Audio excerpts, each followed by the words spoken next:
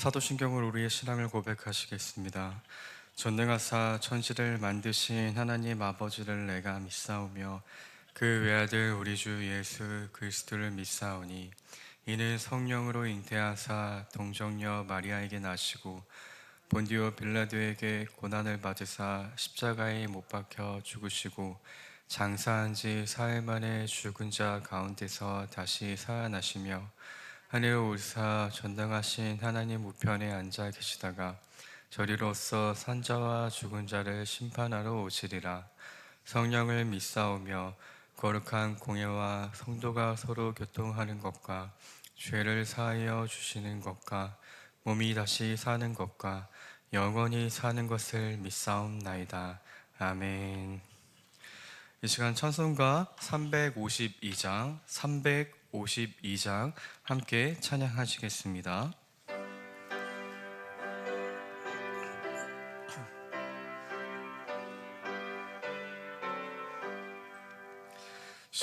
십자가 군병들아 주 위에 일어나 기들고 앞서 나가 담대히 싸우라. 주께서 승전하고 영광을 얻도록 그 군대 거느리사 이기게 하시네. 십자가 군병들아 주 위에 일어나 그 나팔 소리 듣고 곧 나가 싸우라. 수 없는 원수 앞에 주 따라갈 때에 주 예수 힘을 주사 강하게 하시네. 십자가 군병들아 주 위에 일어나 내 힘이 부족하니 주 권능 믿으라. 복음의 갑주 입고 늘 기도하면서 너 맡은 자리에서 충성을 다하라. 십자가 군병들아 주 위에 일어나 이날에 접전하고 굳게가 부르라. 승전한 군사들은 영생을 얻으며 영광의 주와 함께 왕노를 하리라. 아멘. 오늘 함께 나오실 하나님의 말씀은 역대상 11장 20절부터 25절까지의 말씀입니다. 역대상 11장 20절부터 25절까지의 말씀, 제가 가진 성경으로는 구약 628면에 있습니다. 우리 역대상 11장 20절부터 25절까지의 말씀 우리 한 절씩 교독하시고 마지막 한 절은 함께 합독하시겠습니다. 제가 먼저 읽겠습니다. 요압의 아우 아비새는 그 3명 중 우두머리라. 그가 창을 휘둘러 300명을 죽이고 그 3명 가운데에 이름을 얻었으니 그는 둘째 3명 가운데에 가장 뛰어나 그들의 우두머리가 되었으나 첫째 3명에게는 미치지 못하니라. 갑셀 용사의 손자 여호야다의 아들 브나야는 용감한 사람이라. 그가 모압 아리엘의 아들 둘을 죽였고 또 눈 올 때에 함정에 내려가서 사자 한 마리를 죽였으며 또 그가 큰 애굽 사람을 죽였는데 그 사람의 키가 5규빗이요 그 손에 든 창이 배틀채 같으나 그가 막대기를 가지고 내려가서 그 애굽 사람의 손에서 창을 빼앗아 그 창으로 죽였더라.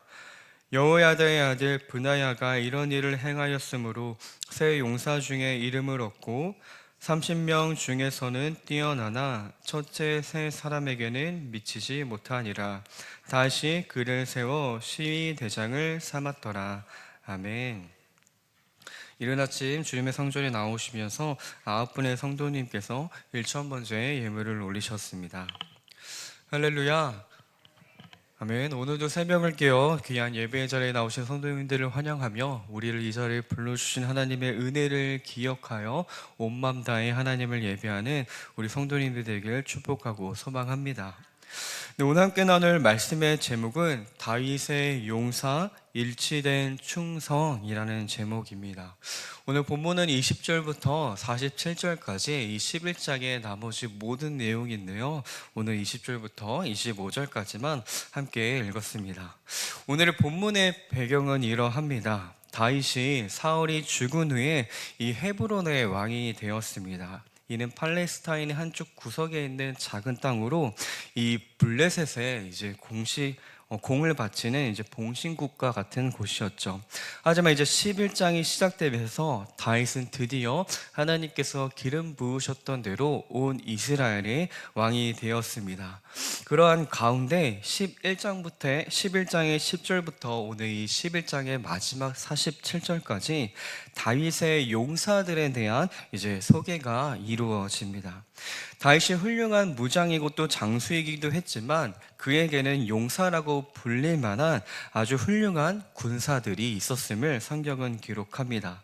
그들은 다윗이 왕이 된 후에 그와 함께 이 다윗 왕국을 견고하게 하였으며 군사적인 기반을 또 다졌던 자들입니다.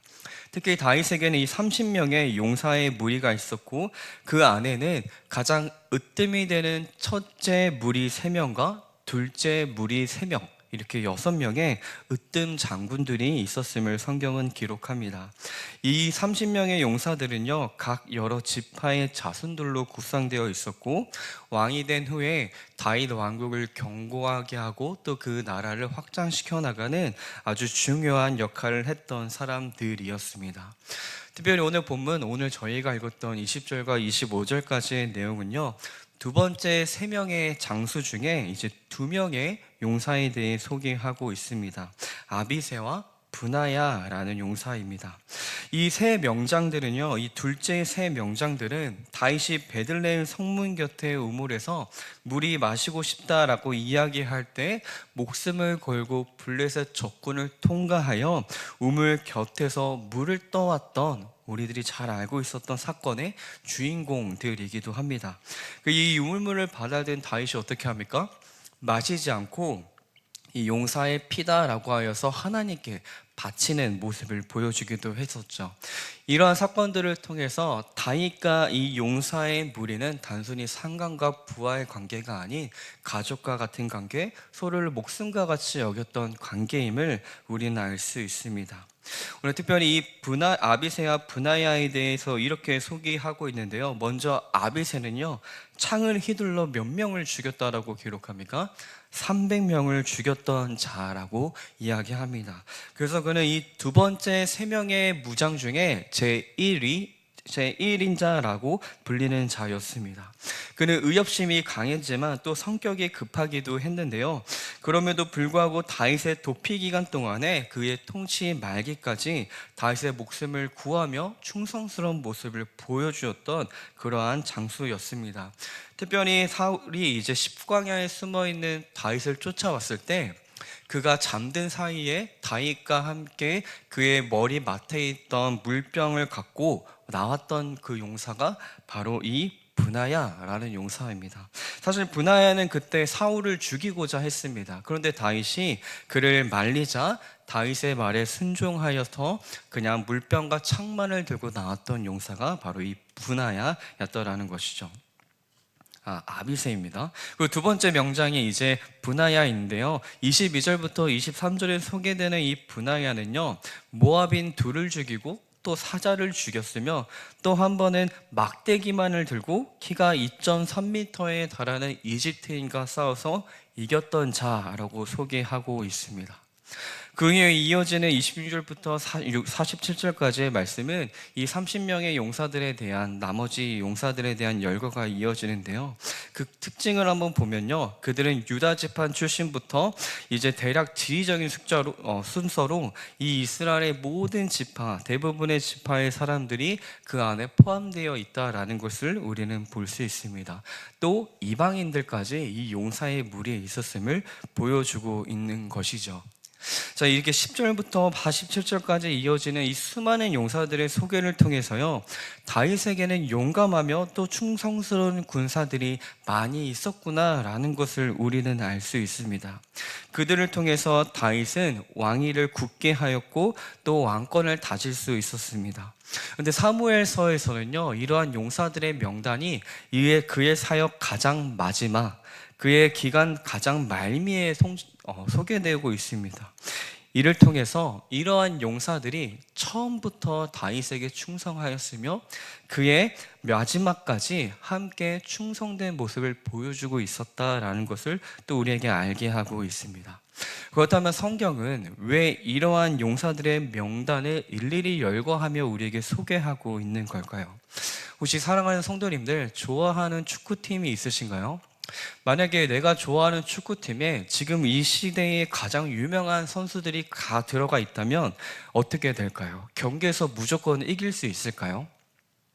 아니요, 아마 더 많은 혼란과 어려움이 있을 수도 있을 것 같습니다. 왜냐하면 한 명 한 명이 너무나도 뛰어난 선수이기 때문에 내가 원하는 플레이, 내가 원하는 위치에서 경기를 하고 싶어 한다면 그들 가운데 싸움이 있고 또 혼란이 찾아올 것이기 때문입니다. 그들이 경기에서 이기기 위해서는 어떻게 해야 할까요? 한 감독의 말에 순종하여 플레이를 해 나가는 것입니다. 이 한 명의 권위자에게 순종하는 것이죠. 오늘 기록된 용사들 역시 마찬가지입니다. 성경은요, 그들을 단순히 군사 집단으로 소개하지 않습니다.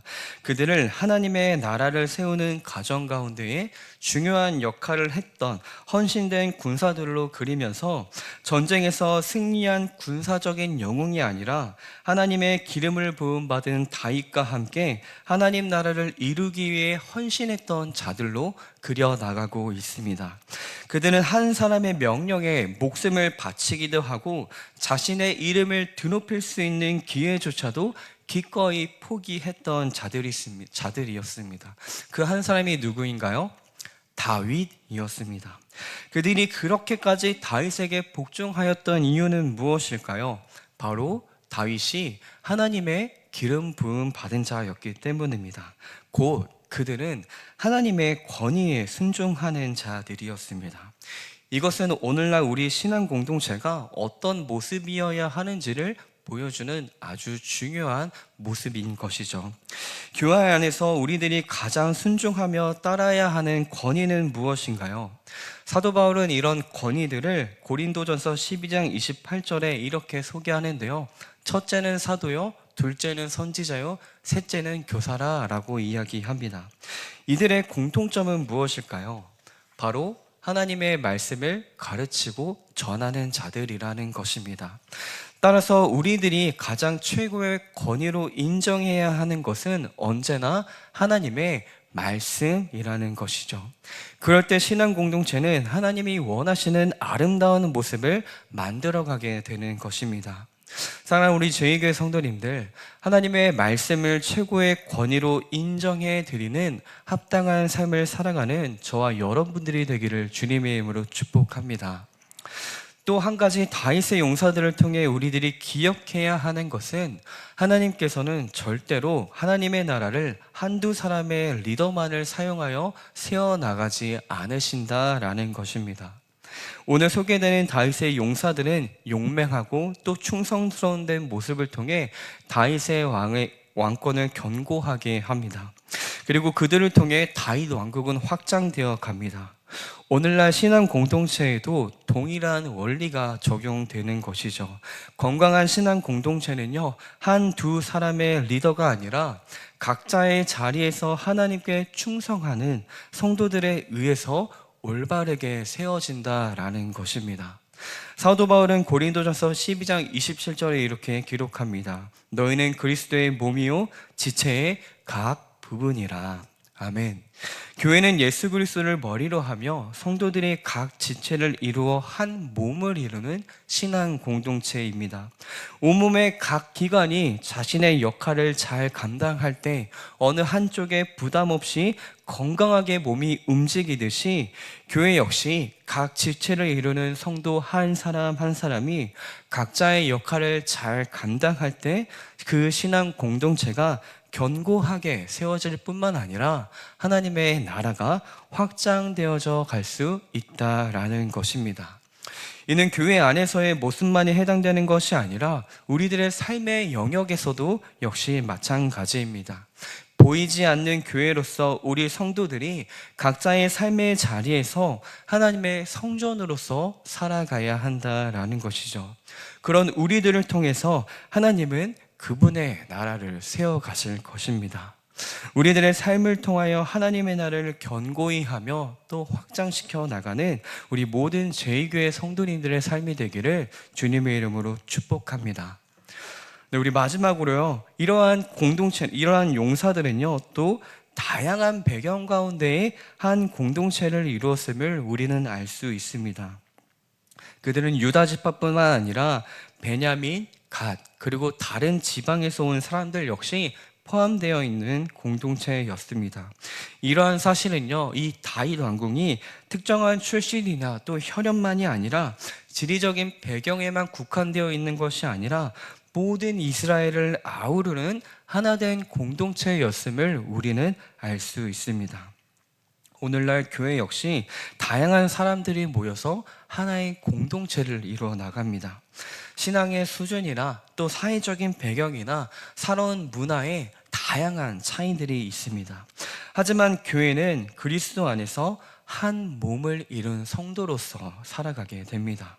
우리 모두는 그리스도 안에서 하나를 이뤄가기 위해 힘써야 한다라는 것이죠. 한 마음과 한 뜻으로 하나님께 영광이 되는 삶을 살아가야 한다라는 것입니다. 이 한 마음과 한 뜻이란 우리의 생각과 마음이 완전히 일치하는 것을 의미하는 것이 아니라 우리들의 목적과 방향이 나의 영광이 아닌 하나님의 영광에 있어야 한다라는 것을 의미합니다. 같은 목적과 같은 방향을 갖고 나아가는 하나된 공동체가 되기 위해서 우리들이 해야 하는 것은 기꺼이 나 자신을 내려놓는 것입니다. 하나의 빵이 만들어지기 위해서는 다양한 재료가 들어갑니다. 밀가루, 우유, 물, 계란, 버터와 같은 다양한 재료들이 들어가는 것이죠.